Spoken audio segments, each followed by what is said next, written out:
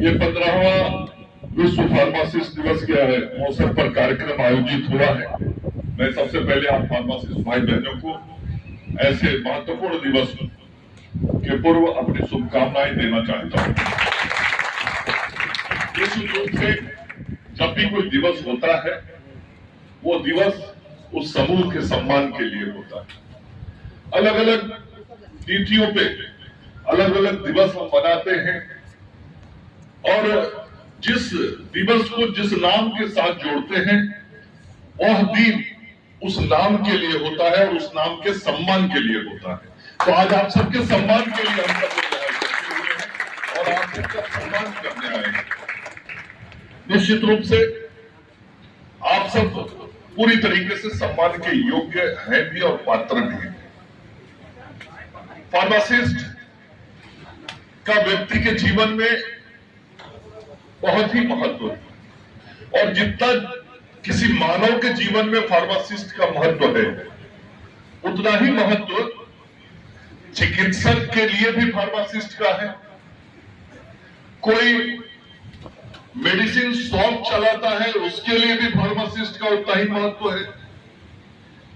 कोई मरीज या उसका अटेंडेंट दवा लेने जाता है उसके लिए भी फार्मासिस्ट का उतना ही महत्व है।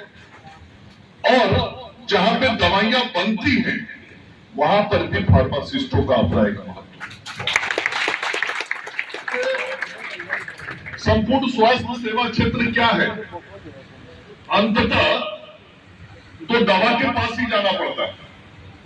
शुरुआत जांच से होती है या चिकित्सक के पास जाने से होता है और चिकित्सक जो होते हैं सबसे पहले आला और बीपी से इलाज शुरू करते हैं।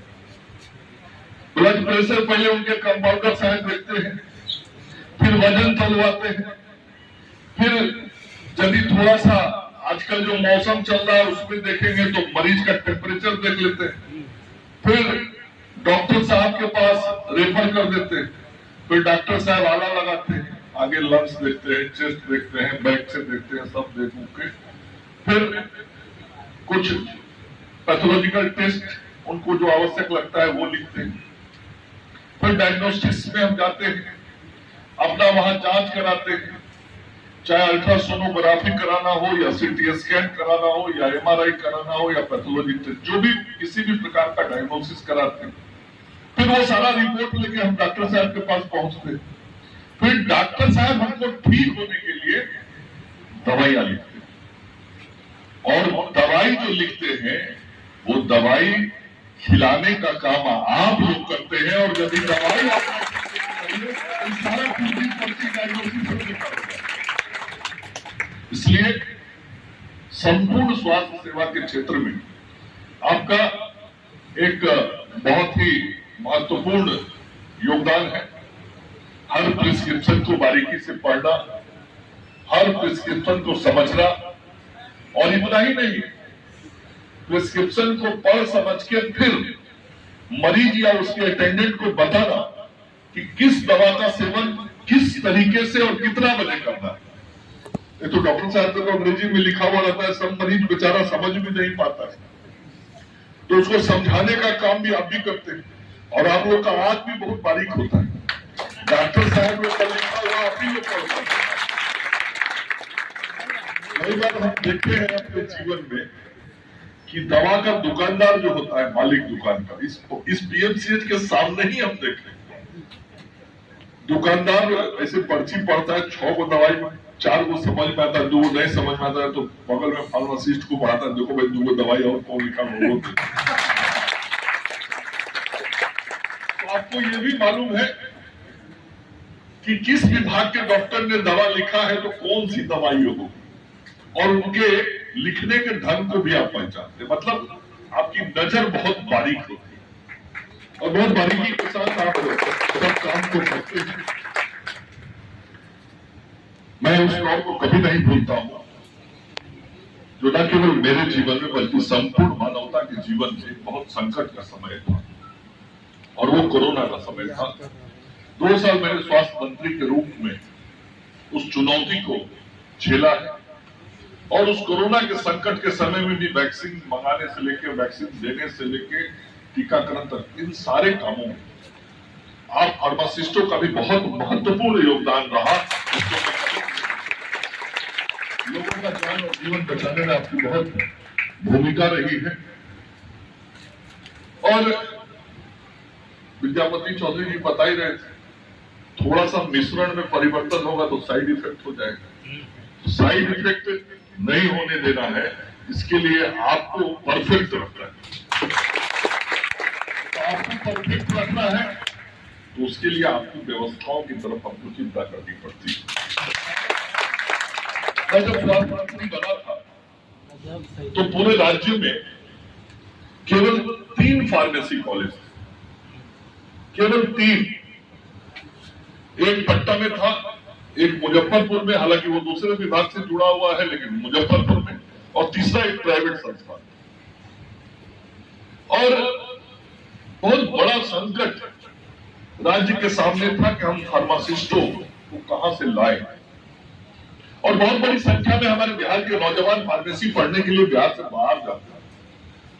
इसलिए बाहर जाते थे कि हमारे यहाँ संस्थानें नहीं थी, ना सरकारी संस्थान ना प्राइवेट संस्थान।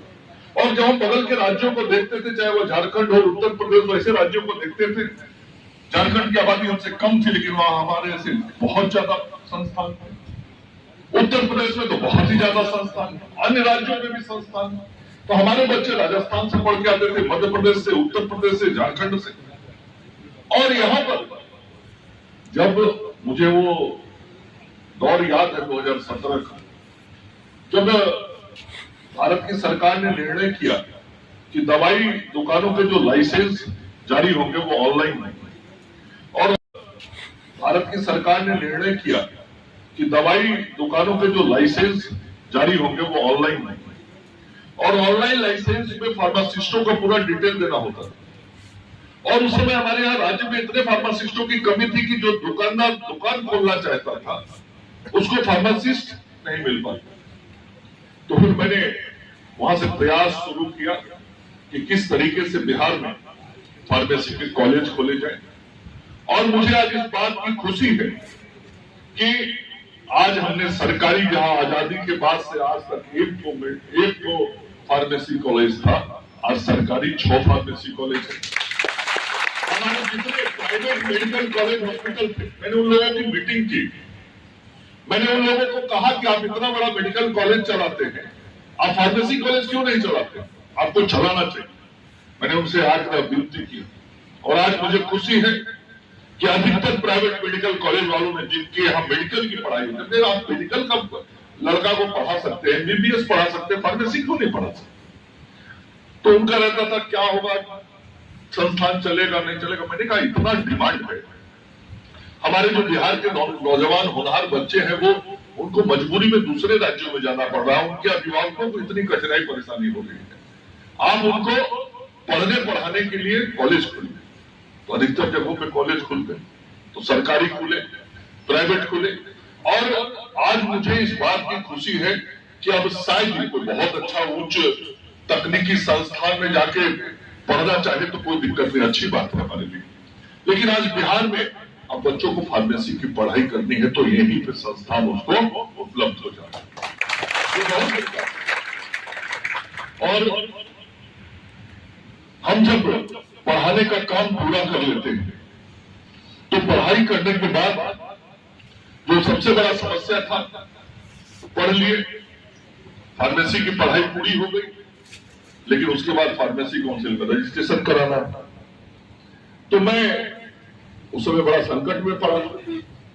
फार्मेसी काउंसिल को कुछ लोगों ने इस तरीके से अपने गिरफ्त में ले लिया था, वहां पे सही लोग नहीं थे, जिसके कारण हमारा फार्मेसी का पढ़ाई किया हुआ बच्चा पढ़ तो लेता था लेकिन उसका रजिस्ट्रेशन नहीं हो पाता था, और रजिस्ट्रेशन नहीं होने के कारण उसका पढ़ा लिखा भी बेकार हो जाता।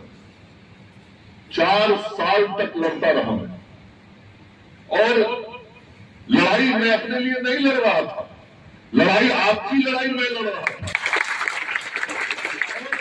4 साल तक लड़ता रहा, लक्ष्य एक ही था कि सही लोग वहां आ जाए, ताकि ये कौन सा बात है, आज एमबीबीएस का बच्चा पास करता है, उसका मेडिकल में रजिस्ट्रेशन होता है, ये सामान्य सी बात है। लेकिन कुछ लोग वहां बैठे थे जो बच्चों को परेशान करते।